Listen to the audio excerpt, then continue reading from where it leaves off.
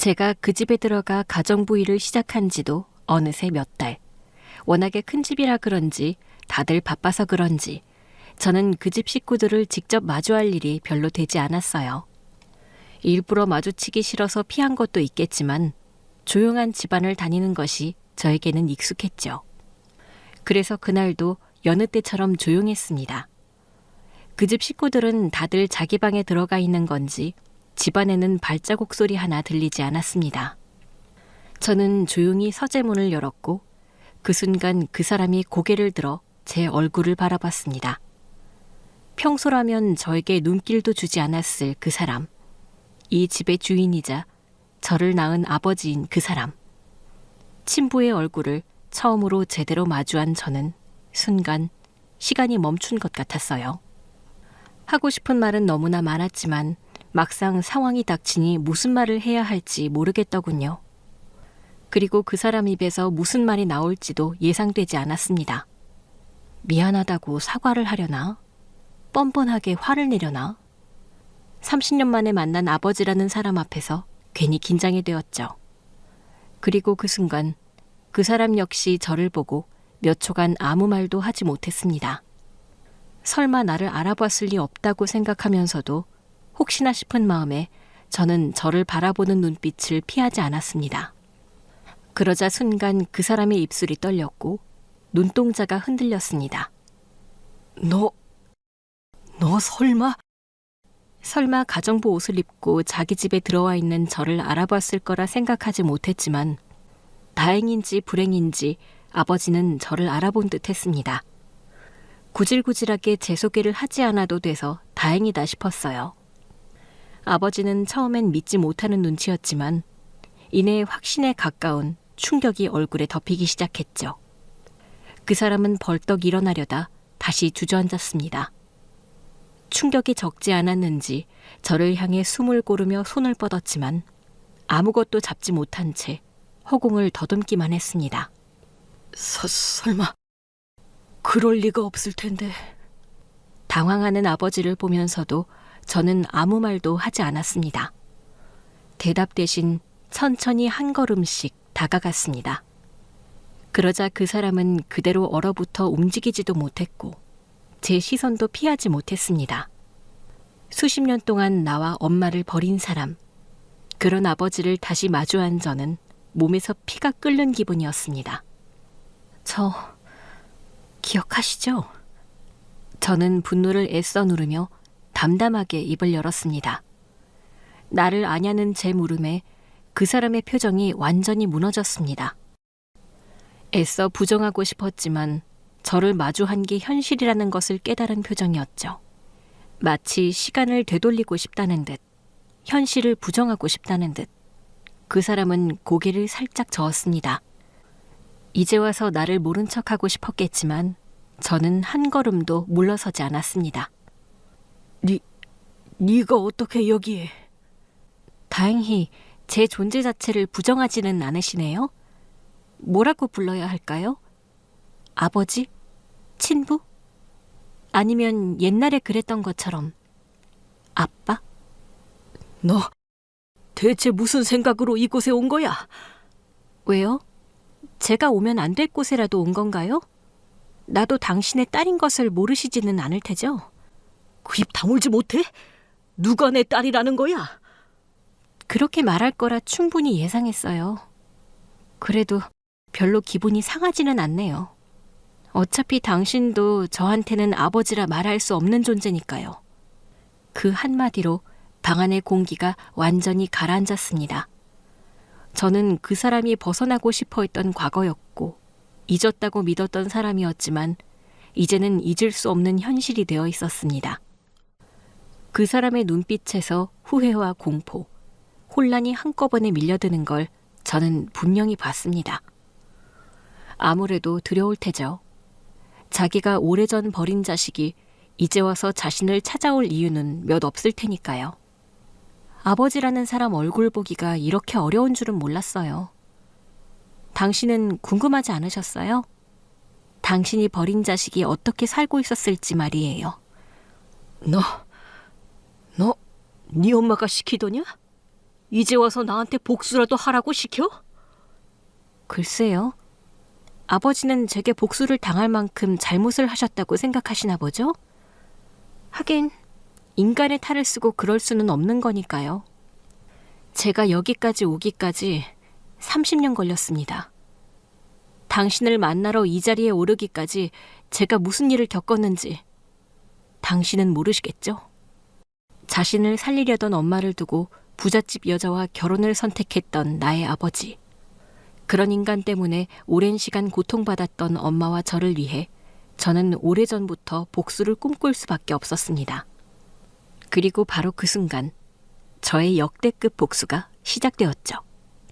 제 부모님은 형편은 어려웠지만 서로 의지하며 열심히 살아가던 젊은 부부였습니다. 가난했지만 성실했고 서로가 있기에 행복했죠. 저 역시 그런 두 분을 무척이나 사랑했습니다. 특히나 어릴 적 저는 아빠를 참 좋아했어요. 하루 종일 같이 있는 엄마보다 일 때문에 바빠서 저녁에나 볼 수 있는 아빠가 더 애틋했거든요. 아빠가 어디 나갔다 오기만 해도 먼저 달려가 안겼고 아빠 무릎 위에 앉아서 책 읽어달라고 조르던 기억이 지금도 생생합니다. 그런데 30여 년 전 그날, 전 그 애틋한 추억과 기억들을 다 찢어버려야 했습니다. 엄마와 함께 아빠의 퇴근길 마중을 나갔던 어느 날, 아빠는 전화를 받느라 주변을 살피지 못했고 그 순간 멀리서는 차가 달려오고 있었습니다. 졸음운전이라도 하는 건지 사람을 보고도 멈추지 않고 빠르게 달려오는 차에 엄마가 아빠를 향해 소리쳤지만 아빠는 듣지 못하셨어요. 그 순간 엄마는 망설이지 않고 아빠를 향해 달려갔고 죽음의 경계에 놓여있던 아빠는 엄마 덕분에 구사일생으로 살아날 수 있었습니다. 하지만 미처 몸을 피하지 못했던 엄마는 그대로 차에 치여 바닥에 쓰러지고 말았어요. 믿을 수 없는 광경에 저는 놀라서 울기만 했습니다. 얼굴에 피가 나고 옷은 다 젖은 채로 엄마가 들것에 실려가는 모습을 전 제대로 쳐다보지도 못했죠. 다행히 엄마의 목숨만은 건질 수 있었지만 엄마는 그 사고로 심각한 후유증을 얻으셔야 했어요. 병원에서는 척추 손상이라며 하반신 불구가 되어 더 이상 예전 같은 평범한 일상생활을 할 수 없다고 했습니다. 그런데 문제는 사고 이후에 벌어졌습니다. 엄마가 입원한 뒤로 아빠가 이상할 정도로 병원에 오질 않았어요. 처음에는 일 때문에 바쁘다는 핑계였고 나중에는 아예 전화를 받지 않더라고요. 너무 어렸던 저는 그런 아빠를 이해할 수 없었고 엄마는 저 몰래 눈물만 훔치고 계셨죠. 아마 엄마는 이미 그때 아빠의 변심을 알고 계셨는지도 모르겠습니다. 그리고 어느 날 병실에 찾아온 아빠는 병원비 영수증 하나와 편지 봉투를 내려놓고 제게 말했습니다. 은정아, 앞으로 아빠 없어도 잘 지내야 해. 알겠지?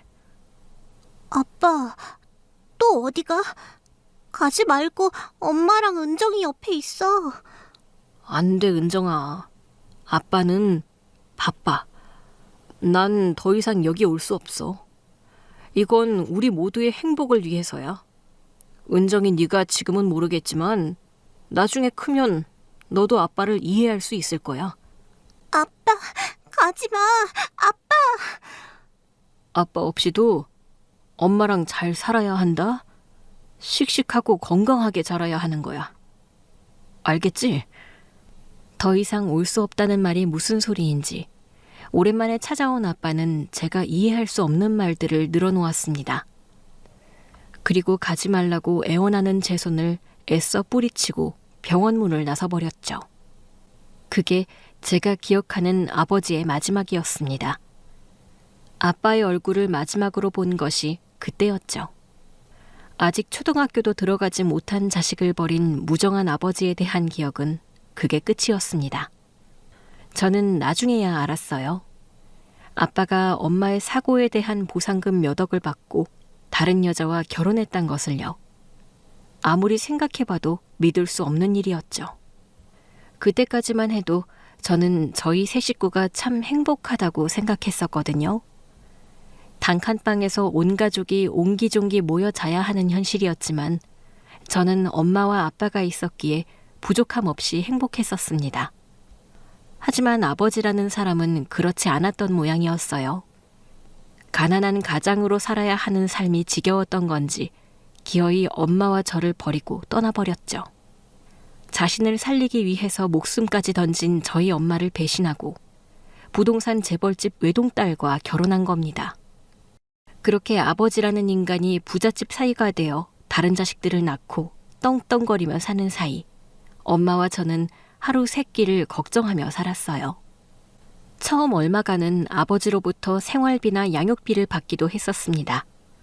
당시 저는 너무 어린아이였고 엄마는 반신불수였으니까요.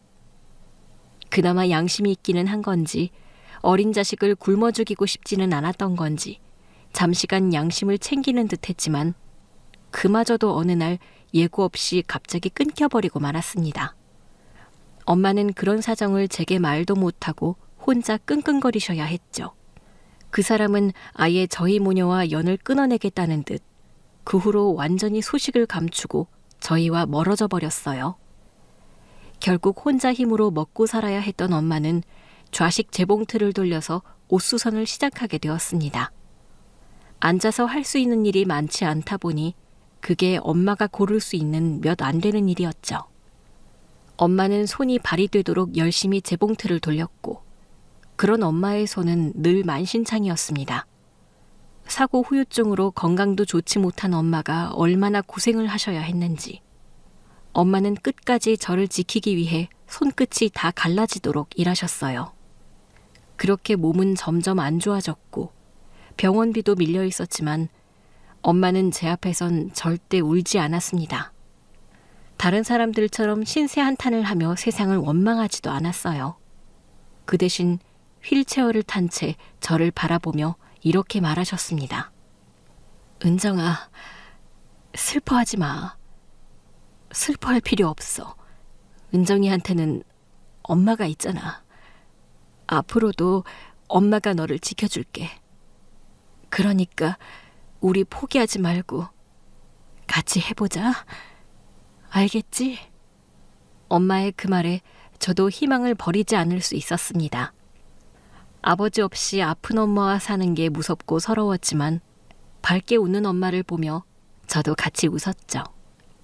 저는 그런 엄마를 조금이라도 돕고 싶은 마음에 엄마 대신 집안일을 도왔습니다. 그때부터 저는 엄마의 손이자 발이었고 팔이자 눈이었습니다. 엄마는 괜히 딸을 고생시킨다고 미안해하셨지만 저는 제가 엄마를 위해서 뭐라도 할 수 있는 게 더 좋았어요. 아빠가 없는 빈자리를 제가 조금이나마 채우고 싶었는지도 모르겠네요. 하지만 엄마와 단둘이 보내는 시간도 그리 길지는 않았어요. 제게 유일한 안식처였던 엄마가 세상을 떠난 건 제가 20이 겨우 넘었던 해였어요. 아직 혼자 되기에는 어린 나이였죠. 엄마, 엄마 안 돼. 엄마 죽지 마 제발. 은정아, 미안해.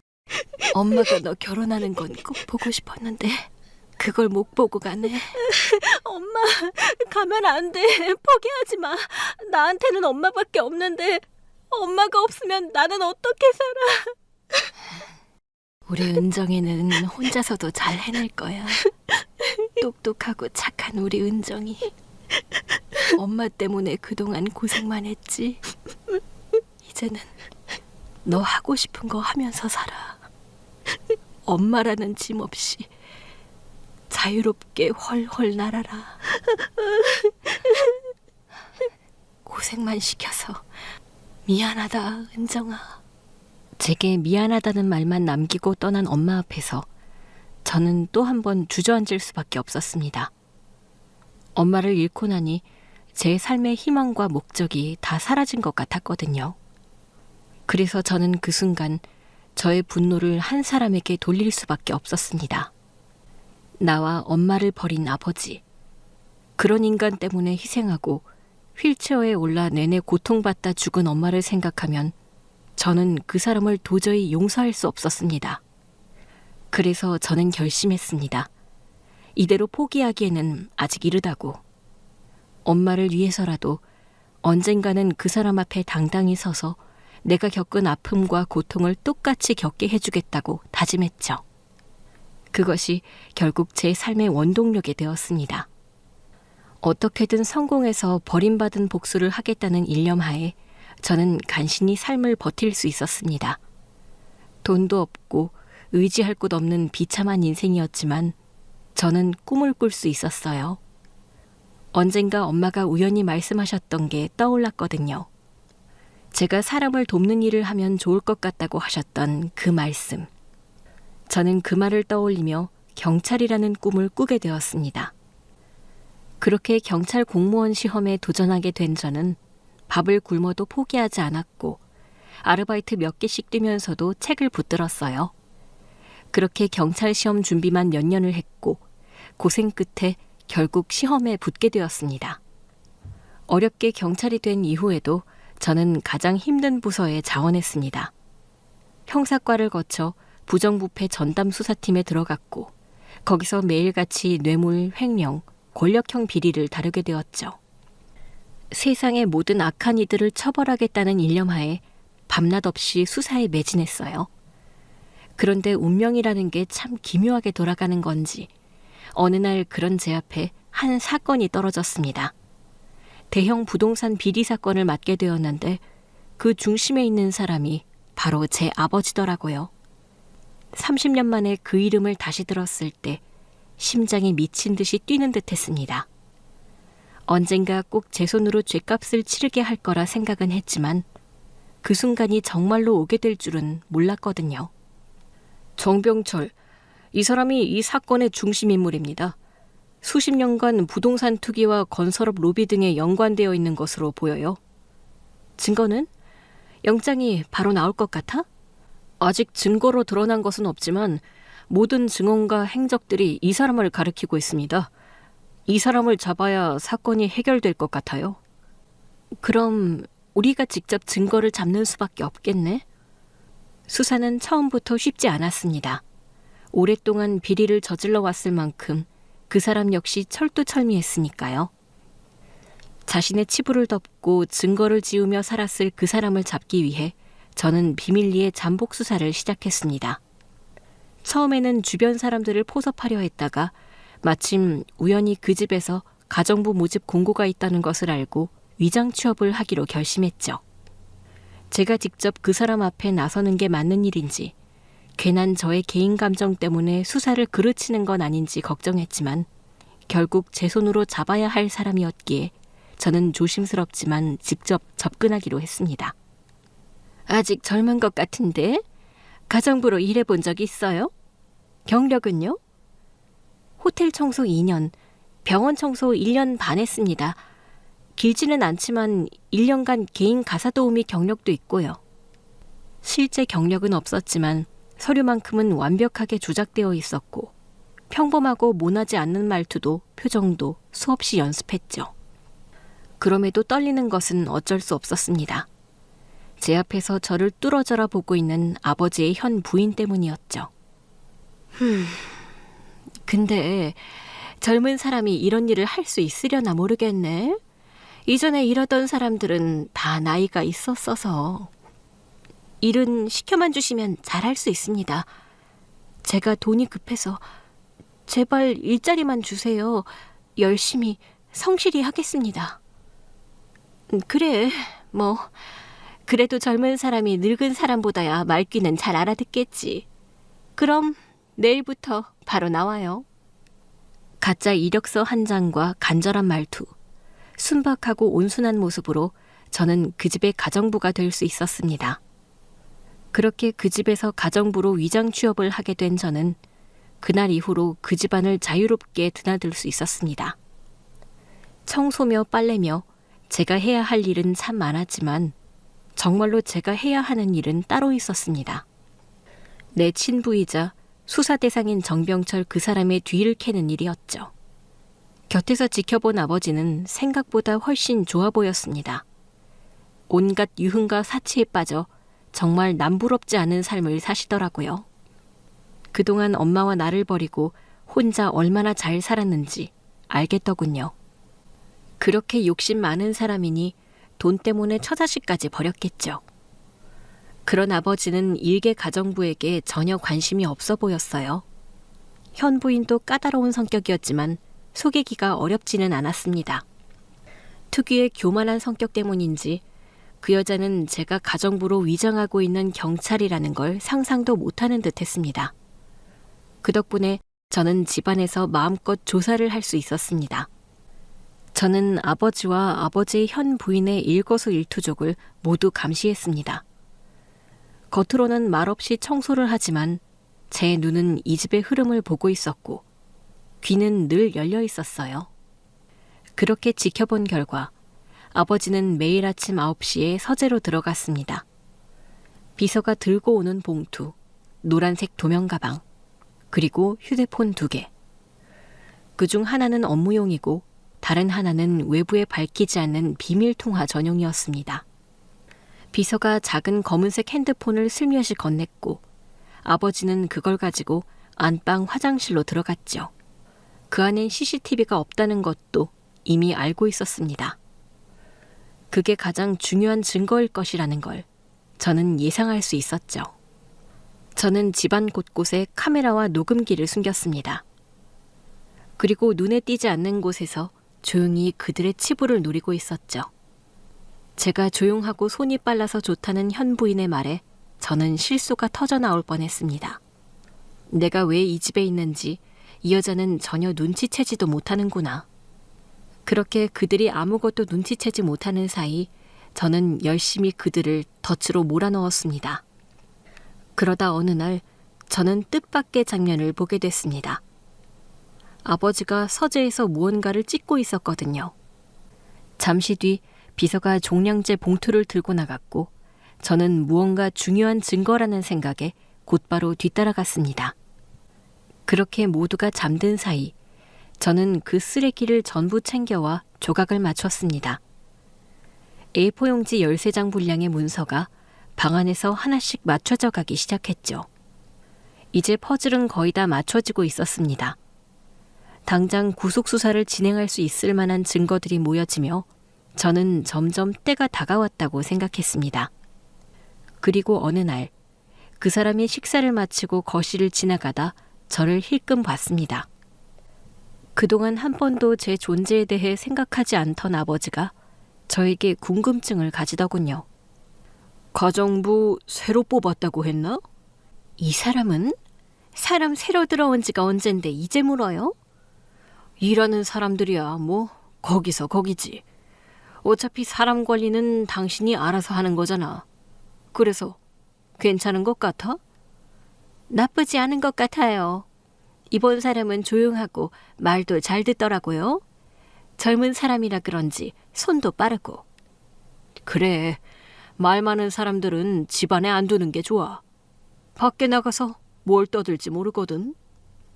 저를 지척에 두고도 없는 사람인 듯 자기들끼리 떠드는 얘기를 들으면서도 저는 묵묵히 일만 하고 있었습니다. 하지만 속으로 생각했어요. 자기 눈앞에 당신 딸이 있는데도 전혀 모르고 있다는 게 얼마나 큰 실수일지 나중에 당신의 목을 조일 거라고 말이죠. 그리고 다음 날 저는 그 사람이 쓰는 서재 문 앞에 섰습니다. 마주치지 않길 바랐던 순간 혹은 마주치길 기다려온 순간 그렇게 제가 서재방을 열고 들어가자 아버지라는 사람은 불쾌한 기색이 역력한 표정을 숨기지 않고 소리쳤습니다. 지금 뭐 하는 거지? 들어오라고 한 적도 없는데 함부로 내 방에 들어오나? 할 말이 있어서요. 뭐? 할 말이 있다고? 기가 막히군. 일개 가정부가 집주인한테 할 말이 뭐가 있지? 그쪽이 지금 나랑 독대를 할 만한 사이라고 생각하나?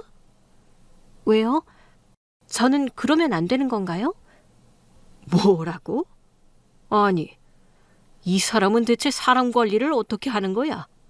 돈 주고 부리는 사람들한테 잘해주지 말라 했더니 얼마나 풀어줬으면 밑에 것들이 이따위로 하는지. 됐으니까 그 자리 보전하고 싶으면 당장 나가봐. 괜히 내 심기 거슬려서 잘리고 싶지 않으면. 글쎄요. 제가 이 집에서 잘일 걱정을 할 만한 사람은 아니라서요. 어디 갈 곳 없이 불쌍한 신세라고 그래서 거둬줬더니 이제 배가 부른 모양이지. 저는 여전히 저를 가정부로 바라보고 있는 그 사람에게 물었습니다. 저 기억 안 나세요? 제 말에 아버지의 이마가 찌푸려졌습니다. 여전히 저를 가정부로 생각하는지 이 하찮은 것이 무슨 소리를 하느냐는 듯 대꾸할 가치도 없다는 표정이었죠. 하지만 제가 그의 눈을 피하지 않고 뚫어져라 쳐다보자 그제서야 그 눈이 점점 흔들리기 시작했습니다.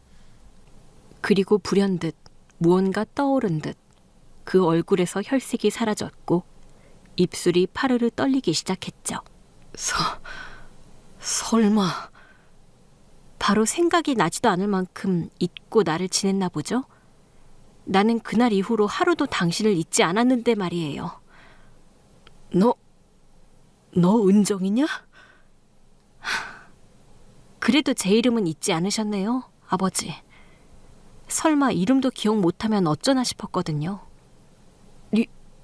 네가 어떻게 여기에? 저를 만나서 많이 놀라셨나 보네요. 저는 그래도 오랜만에 만난 아버지 모습에 눈물이 다 날 것 같은데 말이에요. 30년 만에 뵙네요. 아버지? 그는 멍하니 저를 바라보다 비틀거리듯 의자에 주저앉았습니다. 저의 등장이 많은 충격이었는지 한동안 제대로 말도 하지 못했어요. 주저앉아 팔걸이를 붙잡은 손이 떨리고 있었습니다. 아마도 지난 30년의 세월을 거슬러 오래전 자신이 버린 딸에 대한 기억을 더듬고 있었겠죠. 네가 어떻게 여기까지? 대체 왜? 섭섭하네요. 그래도 저는 아버지가 저를 보고 조금은 반가워하지 않으실까 싶었는데. 왜요? 제가 왜 이제 와서 당신을 찾아왔는지 궁금하세요? 아무리 그래도 그렇지 그런 표정은 너무하네요, 아버지. 내 표정이 왜? 지금 아버지 표정이 마치 제가 아버지 것을 훔치기라도 하려는 것 같은 표정이거든요. 뭐가 그렇게 두려우시죠? 제가 무슨 짓이라도 할까봐 겁나세요? 아니야. 나는 그저... 걱정하지 마세요. 이제 와서 당신한테 뭘 바라고 온 건 아니니까. 그리고 저는 품에서 천천히 신분증을 꺼내 보였습니다. 그리고 제 얼굴이 박힌 경찰 신분증을 그 사람 앞에 내밀었죠. 저는 경찰입니다. 정병철 씨. 뭐라고? 네가 경찰? 은정아, 네가 경찰이 된 거냐? 어떻게 그렇게... 예, 경찰이요. 어떠세요? 예상보다는 잘 자랐다 싶으신가요? 하긴 아버지 없이 자란 자식이 멀쩡히 자기 밥벌이만 해도 대단한 거긴 하죠. 게다가 기대 살던 엄마마저 일찍이 돌아가셨으니 고아가 이 정도 한 거면 정말 대단히 출세한 거죠. 그쵸? 미안하다. 내가 너한테는 할 말이 없다. 당연히 할 말이 없으시겠죠. 아니, 할 말이 있어도 하면 안 되죠. 당신이 나랑 엄마한테 한 짓이 있는데 당신이 할 말을 다 하면 되겠어요? 입이 10개라도 당신은 할 말이 없어야 할 겁니다. 너 경찰이라면서 왜 그런 옷을 입고 있는 거냐? 가정부로 내 집에 위장 취업이라도 한 거야? 저는 지금 경찰로서 일하는 중이에요. 정확히 말하자면 부정부패 전담팀 수사 요원입니다. 정병철 씨, 당신 명의 회사의 차명 부동산과 내부 로비 자금을 추적 중이었습니다. 잠깐만. 그게 무슨 소리니? 네가 지금 나를 잡으러 왔다는 거야? 저는 오늘 여기 개인적인 원한으로 온 게 아닙니다. 정병철 씨, 당신의 비리를 잡아내기 위해 경찰로서 일하고 있는 거죠. 제가 뭘 받으러 온 거는 아니니까 걱정 마시라고요. 잠깐, 그게 무슨... 아니, 너 왜 나를 범죄자 취급하고 있는 거냐? 나는 아무 잘못이 없어. 보통 범죄자들이 다 그런 식으로 말하더라고요. 자기는 아무 잘못 없다, 죄가 없다. 다들 자신의 행위가 불법인 걸 인정하지 않으려나 봐요. 범죄자 주제에 뻔뻔하기까지 하죠? 아니다. 아니야. 은정이 네가 뭔가 오해를 하고 있는 모양인데 나 그렇게 나쁜 사람 아니다. 은정이 네가 지금 오해하고 있는 거야. 글쎄요. 그런 말 해봐야 제가 이해해드려야 하나요? 아니, 제가 이제 와서 왜 제 정체를 밝히는지 아직 모르시겠어요? 이미 증거는 모두 확보되었습니다. 비리 문건부터 불법 로비 정황, 허위 설계 도면이며 폐기된 회의록까지 당신을 구속 수사할 만한 증거는 전부 확보되었다고요. 그걸 대체 어떻게...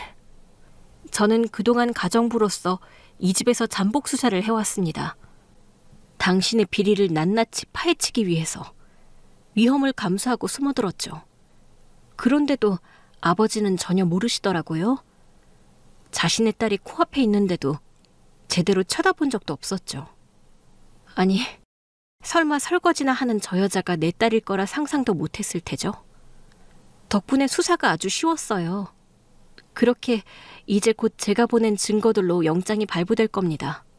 그럼 당신은 구속을 면하지 못하겠죠? 은정아, 일단 내 얘기를 좀 들어봐라. 내가 일부러 그런 게 아니야. 비리니 불법이니 그런 건 다 설명할 수 있어. 사업을 하다 보면 원래 조금씩 법을 피하기도 하는 거고 그런 거란다. 경찰인 제 앞에서 그런 변명이 통할 거라고 생각하지 마세요. 저는 바보가 아닙니다. 그래서 은정이 네가 정말 나를 구속이라도 하겠다는 거야? 네 아버지를 감옥에 보내기라도 할 생각이냐? 나는 네 아버지야. 네가 이럴 수는 없는 거 아니냐? 이제 와서 버린 딸한테 동정이라도 구하려고 하시는 건가요? 제게 동정을 바라시는 분이 30년 전에는 왜 그러셨죠? 당신은 왜 엄마와 나를 버리고 배신을 했느냐고요. 이제 와서 뻔뻔하게 제게 구제를 바라는 아버지에게 너무 화가 났습니다. 자기 때문에 다친 아내와 어린 딸을 버리고 갈 때는 언제고 이제 와서 제 앞에서 자신을 아버지라고 말하고 있네요. 나한테 한 번도 제대로 아버지 노릇을 한 적도 없는 사람이 말이죠. 웃기네요, 정말. 나한테 당신은 한 번도 내 아버지였던 적이 없는데 당신도 나를 없는 셈 치고 살았잖아요. 근데 이제 와서 부녀의 정을 바라다니 당신 생각보다도 더 염치가 없는 인간이었군요. 그때는 어쩔 수가 없었다.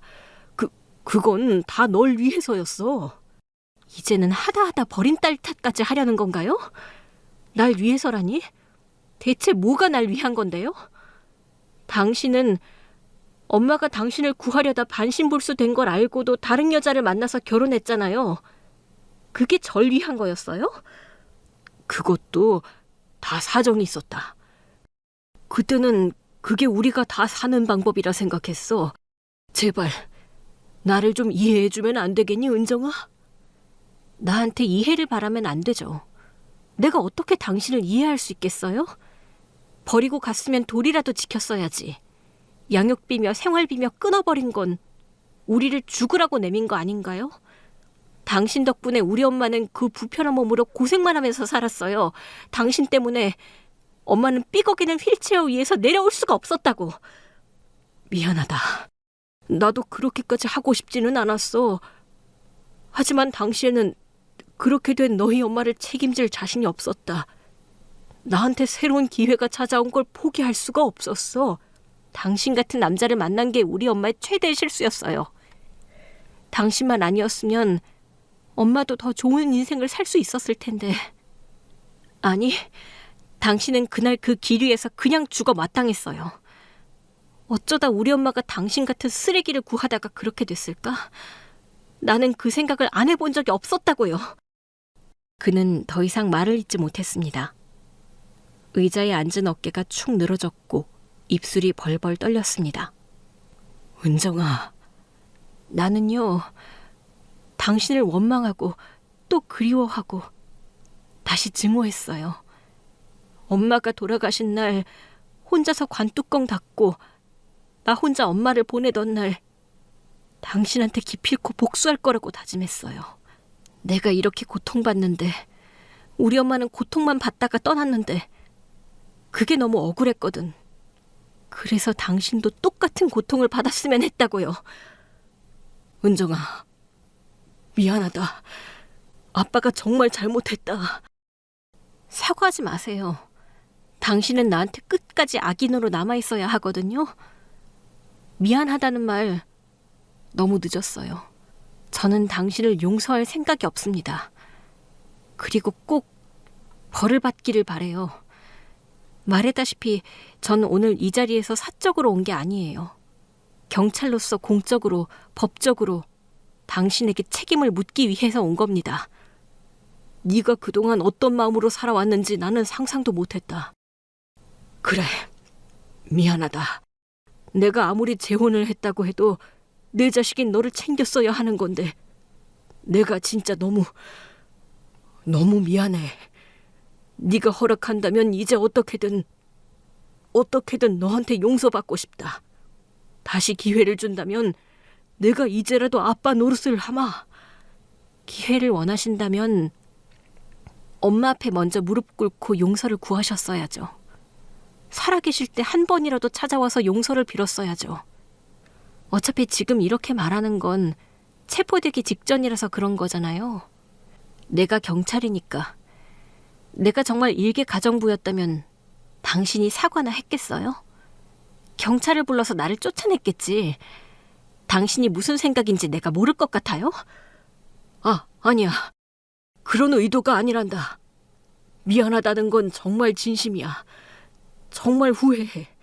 그날 너희를 두고 나왔던 그날부터 지금까지 단 하루도 편한 날이 없었어. 단 하루도 편하지 않았다면서. 그럼 왜 엄마 돌아가신 날까지도 왜 전화 한 번 안 했어요? 우스운 변명이네요. 내가 무슨 낯으로 연락하겠니? 내가 너무 나쁜 사람인 거 알아. 근데 나도 네가 정말 보고 싶었다. 이건 정말 진심이야.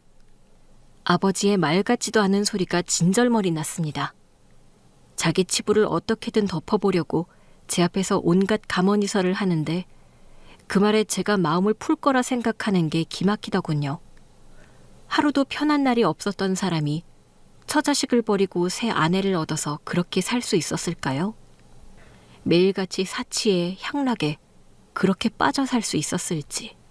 교만하고 교활한 아버지의 말에 치가 떨렸습니다. 이제 와서 그런 말 해봤자 소용없어요. 당신이 그동안 우리를 잊고 얼마나 잘 살아왔는지는 내가 이 집에 상주하면서 직접 봐왔으니까. 아버지 당신은 아주 쉴 틈 없이 즐겁게 사셨던데요? 다른 사람의 피를 빨고 남의 눈물을 짜서 만든 수익으로 대대손손 부를 누리고 싶었겠죠? 당신 자식들이며 손주들까지 그 더러운 돈으로 잘 먹고 잘 살았으니까. 그래, 네가 그렇게 말을 하니 나도 더 이상 변명을 할 수 없구나. 내가 미안하다. 내가 다 잘못했어. 네가 형사님으로서 날 수사하겠다면 당연히 받아들일게. 너도 네 일을 해야겠지. 하지만 딸로서 한 번만 애비를 용서해 줄 수는 없겠니? 내가 한순간이라도 당신 딸이었기는 했나요? 딸이라면서 버리고 여태 잊고 살았으면서 그놈의 딸 타령 좀 그만해요. 당신한테 자식은 내가 아니라 당신 비리를 같이 돕고 같이 부귀영화를 누린 내 의붓 형제들일 테니까요. 나도 너무 늦은 거 알아. 그래도 부탁이다. 은정아, 조금만 나를 이해해 줄 수 없겠니? 웃기지 말아요. 나는 당신을 이해하러 온 게 아니라 책임을 묻기 위해 왔어요. 그리고 당신은 죗값을 치러야 할 겁니다. 내가 무슨 말을 해도 네가 이해하지 못한다는 거 나도 안다. 하지만 그래도 우리는 부녀지간 아니냐. 아무리 그래도 피는 물보다 진한 법이야. 글쎄요. 피는 물보다 진하기에 복수심도 그만큼 불타는 거 아니겠어요? 은정아, 내가 이대로 잡혀가면 네 동생들이며 네 조카들까지 위험해질 거야. 잘못은 내가 한 거지. 걔들은 아무 죄가 없잖니. 어쨌든 다 같은 가족인데 너도 동정이 들지 않니? 너만 좋다면 지금이라도 당장 가족들한테 너를 소개하마. 우리 앞으로 잘 살 수 있어. 너도 이제 가족의 품으로 돌아와야지. 누구 마음대로 그 사람들이 내 가족이래요? 나는 당신이나 당신 자식들을 내 가족으로 생각한 적 없어요. 그리고 내가 직접 봤는데 다들 아주 인성들이 쓰레기던데요. 부자들은 못돼 처먹었다는 말을 보여주고 싶어서 그러는지 다들 악독하기가 그지없더라고요. 게다가 당신 자식들까지 범죄에 연루되었다는 것도 증거를 통해서 다 확인했고요. 경찰인 제가 할 일은 범죄자의 비리를 밝히는 겁니다. 그리고 잘못한 사람을 처벌받게 제대로 수사하는 거죠. 이미 제가 할 일은 끝났어요. 그러니 내게 동정도 구제도 바라지 말아요. 자꾸 가족 운운하면서 내 심기를 건들면 그때는 정말 개인적인 원한까지 물을지도 모르겠으니까. 단호하고 차가운 제 말에 아버지의 손이 떨렸습니다. 더 할 말이 없는지 잘도 떠들던 변명도 더 이상 나오지 않더군요. 이제 곧 수사팀이 영장을 발부받고 이 집에 도착할 겁니다. 모든 자료는 이미 본청으로 전달했어요. 그러니 이제 와서 도주나 증거인멸은 별 도움이 안 될 겁니다. 해외로 나갈 생각도 하시면 안 될 거예요. 지금쯤 출국 금지 조치가 내려졌으니까요. 지금 도주하면 가중 처벌될 겁니다. 그러니 도주하지 않고 그냥 계시는 게 좋을 거예요. 이게 자식으로서 제가 해드릴 수 있는 마지막 조언이네요. 말을 마친 저는 신분증을 다시 넣고 뒤돌았습니다. 그러자 등 뒤에서 그의 떨리는 목소리가 들려왔습니다. 은정아, 딸아, 제발. 간절한 그의 애원에 저는 마음의 짐이 조금 덜어지는 기분을 느꼈습니다. 엄마와 제가 느꼈을 고통과 배신감에 비하면 아직 한참 멀었지만 저는 그 사람도 똑같은 고통을 느끼기를 바랐어요. 그리고 더 이상 멈출 생각이 없었습니다. 그렇게 새벽 동이 트고 영장을 들고 지원팀이 도착했습니다. 경찰들이 대문으로 들어선 순간 그 대단한 집안이 풍비박산 나기 시작했습니다. 여기가 정병철 씨 자택 맞습니까? 이게 무슨 짓이에요? 이 집이 어느 집인데? 누구 건데? 함부로 들이닥쳐? 당신들 뭐야? 경찰입니다.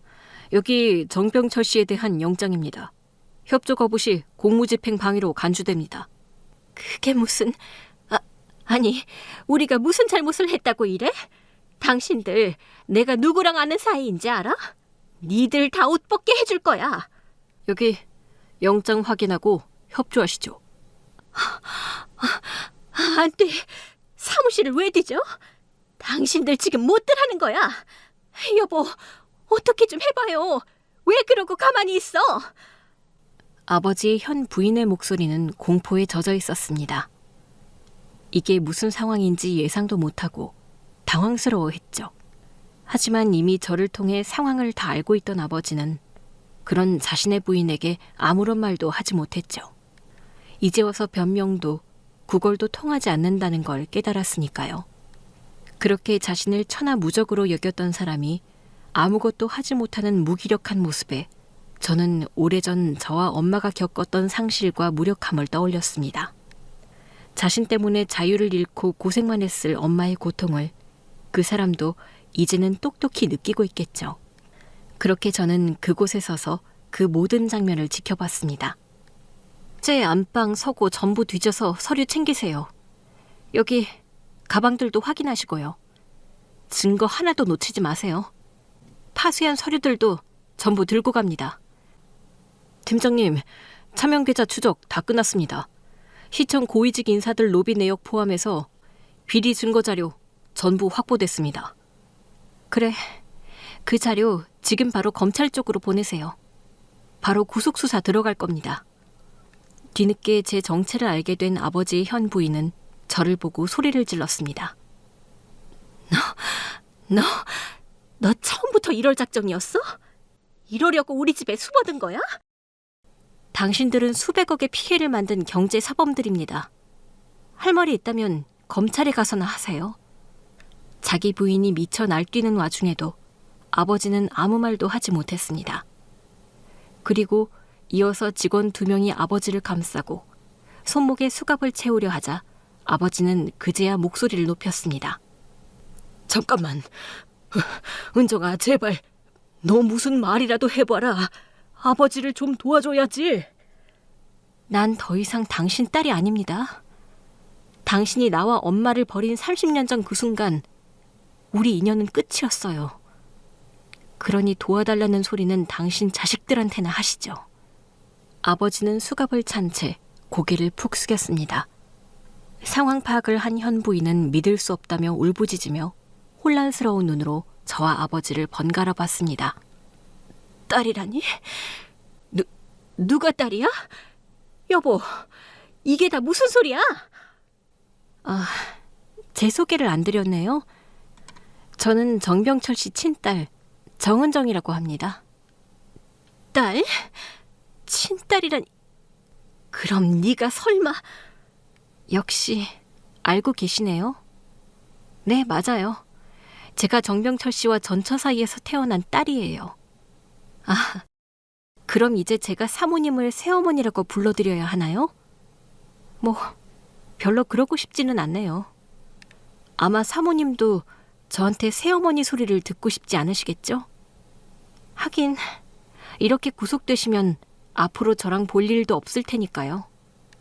그럼 저는 이만 경찰서로 돌아가 보겠습니다. 감옥에서 부디 만수무강하세요. 아버지, 새어머니.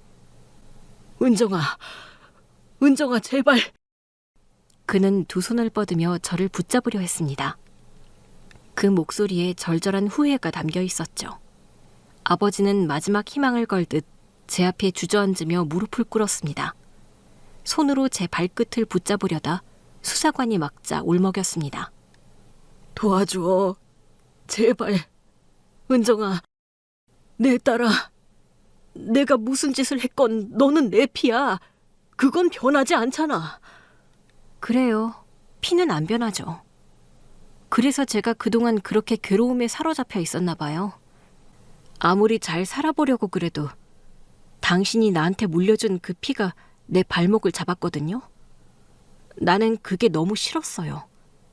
돈 때문에 처자식을 버릴 만큼 비겁하고 못난 인간. 내가 그런 사람의 딸이라는 게 끔찍하게 싫었으니까요. 그래서 제가 경찰이 된 겁니다. 당신이 물려준 그 피 때문에 수백 번 포기하고 싶었던 삶을 겨우 붙잡았고요. 그리고 이 자리에서 당당히 당신 앞에 설 수 있게 되었네요. 나는 경찰로, 당신은 범죄자로 말이죠. 지금 아버지 꼴을 좀 봐요. 겨우 이런 인생을 살려고 그런 선택을 한 건가요? 그래, 네가 날 이렇게 무너뜨린 거야. 넌 복수한 거야. 그럼 이제 됐잖아. 이거면 네 엄마 복수 다 한 거잖아. 그럼 제발 이제는 나를 좀 용서해주면 안 되겠니? 아니요. 제 복수는 아직 시작도 안 했어요. 그리고 이건 제 복수가 아니라 당신의 죗값을 치르는 것일 뿐입니다. 그날 엄마가 당신 대신 차에 치였던 그 순간부터 오늘까지 우리가 겪었을 그 고통을 이제 당신이 제대로 받아야 할 때가 온 거죠. 그러니까 반성은 감옥에 가서나 해요. 저는 그 말을 끝으로 완전히 그에게서 돌아섰습니다. 이젠 더 이상 할 말도 들을 말도 없었으니까요. 결국 그날 아버지는 검찰에 구속되어 수사를 받게 되었습니다. 무시할 수는 없는 증거들이 수두룩했기에 더 이상 빠져나갈 틈은 없었죠. 모든 것이 해결되고 저는 위장 수사를 끝냈습니다. 오랜만에 경찰서로 돌아가는 길에는 시원한 바람이 불었고 풀잎이 스치는 소리 사이로 순간 엄마가 제 어깨를 다독이는 듯한 느낌이 들더군요. 엄마, 복수는 이제 끝났어요. 이제 엄마가 아픈 만큼 그 사람도 아플 차례야. 앞으로 평생 후회하며 자기 죗값을 치르겠지? 나 잘한 걸까? 잘했겠지? 나중에 만나면 잘했다고 말해줘요. 엄마, 사랑해요.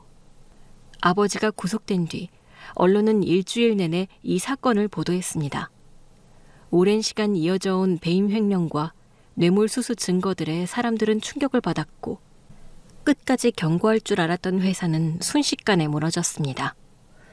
주가는 연일 하한가를 기록했고 비리와 연관된 정적의 핵심 인물들이 줄줄이 소환됐습니다. 그리고 그 잘났던 아버지의 집안도 완전히 망가졌습니다. 현 부인은 호화 생활의 끝을 알지 못한 채 세무조사를 받았고, 의붓 형제들은 현재 일어난 상황들은 전부 자기 아버지의 독단적인 일탈일 뿐이라며 선을 긋고 발을 뺐습니다. 버린 자식의 고발에 이어서 직접 키운 자식들마저 아버지에게서 등을 돌렸던 거죠. 그쯤 되니 아버지라는 사람이 자식 농사만큼은 완전히 망쳤구나 싶었어요. 행복한 가정 대신 돈을 택했던 아버지가 과연 그동안 행복한 삶을 살았던 게 맞나 싶은 생각이 들었습니다. 하지만 결국 돈을 쫓던 자의 말로는 비참했죠. 돈만 바라보며 달려온 그의 인생은 부정과 배신으로 얼룩졌고, 그 책임을 지기 위해 이제는 남은 인생을 감옥에서 보내게 되었습니다. 그런 아버지의 말로를 보며 저는 제 할 일을 다 했음을 깨달았어요. 복수는 끝났고 이제는 제 삶을 살아갈 차례였습니다. 누구도 대신 살아줄 수 없는 제 인생을 앞으로 어떻게 그려갈지는 오로지 제 몫이었죠. 아버지가 감옥에 간 뒤로 제게 면회 요청이 여러 번 왔지만 저는 매번 무시했습니다. 제가 더 이상 그 사람을 만나야 할 이유는 더 이상 없었으니까요. 그 사람은 이제 제 인생에서 완전히 빠졌습니다. 가족이라는 울타리에서 제 손으로 잘라낸 사람, 아버지라는 사람 대신 제가 기억할 이름은 단 하나였죠. 저희 엄마 말이에요. 그렇게 얼마 뒤 저는 시간을 내서 엄마를 보러 다녀왔습니다. 엄마가 안치되신 곳에 꽃 한 송이를 놓고 저는 엄마의 앞에서 맹세하듯 읊조렸습니다. 엄마가 그토록 걱정했던 거 다 끝났어. 복수도 정리도 이제 끝이야. 그러니까 엄마도 더 이상 아프지 말고 거기서 마음 편히 계세요. 나도 이제는 잘 살게. 엄마한테 자랑스러운 딸이 되게 할게. 입에서 새어나온 말은 아주 조용했지만 무엇보다도 단단한 다짐이었습니다. 그렇게 엄마를 떠올리며 마음을 다잡은 저는 이후로 더 이상 배신과 증오를 품지 않기로 했습니다. 그동안은 하나만 보며 달려왔지만 이제는 분노와 복수심 대신 정의감을 마음에 품고 살기로 했죠. 남을 돕는 인생을 살라고 엄마가 저한테 경찰의 길을 알려주셨으니까요. 그렇게 모든 복수가 끝났지만 삶이 허무하지 않았습니다. 오히려 모든 감정을 정리하고 새 출발을 하게 된 기분이었죠. 이제서야 진짜 나다운 삶을 시작하게 된 저는 엄마가 지어주신 제 이름이 자랑스럽게 불려지기를 바라며 앞으로도 경찰로서 열심히 살아갈 것입니다. 감사합니다.